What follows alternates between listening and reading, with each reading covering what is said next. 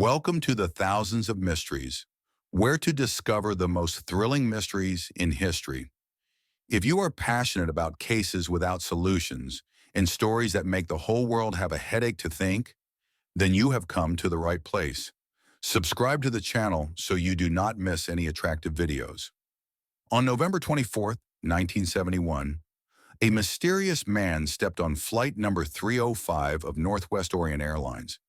He bought a one-way ticket from Portland to Seattle with a fake name, Dan Cooper.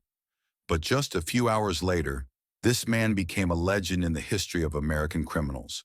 The only non-logger disappeared without traces and $200,000 ransom.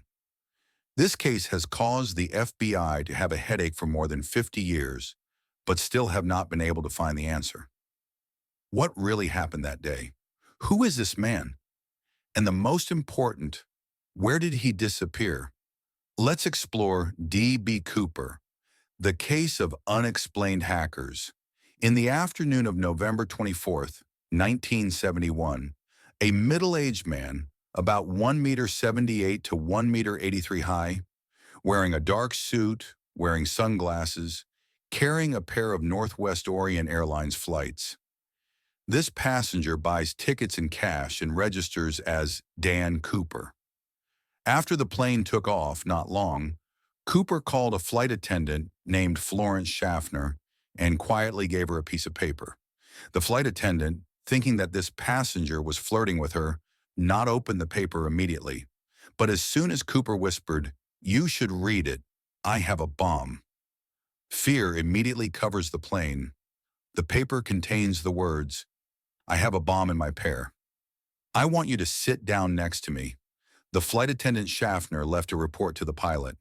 When Captain Scott opened contact with the ground, the airline decided to comply with Cooper's request, hoping to be able to save the situation. During the flight process, Cooper kept his calm and polite attitude. He drank bourbon with soda and even paid his drink. Unlike a typical terrorist, Cooper does not show aggressively or out of control. When the flight attendant asked if he could see the bomb, he opened the briefcase and revealed the wires and a red cylindrical block, an image that was enough to convince anyone on the plane. By 1739, the Boeing 727 landed at Seattle-Tacoma Airport. Authorities had prepared ransom, and even in accordance with Cooper's request, he allowed 36 passengers to leave the plane, but kept the crew. When receiving enough money and an umbrella, Cooper ordered the captain to fly towards Mexico City at a speed of 320 kilometers per hour, holding a height of 3,000 meters, an ideal condition for skydiving.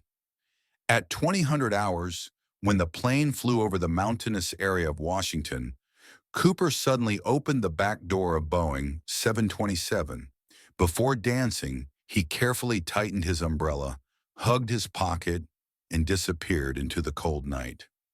No one knows what happened later.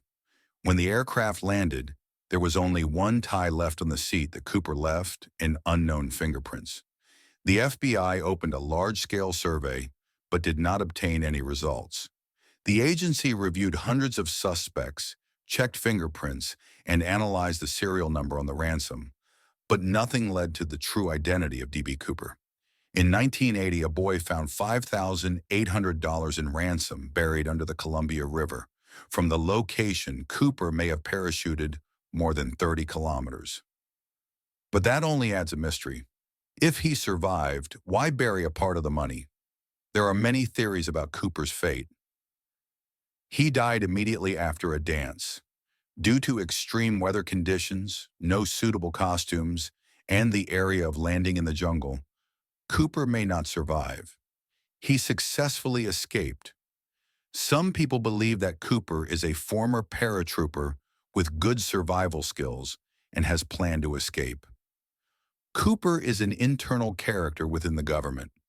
Some hypotheses say this is a campaign to check aviation security. Cooper is still alive and is enjoying a peaceful life.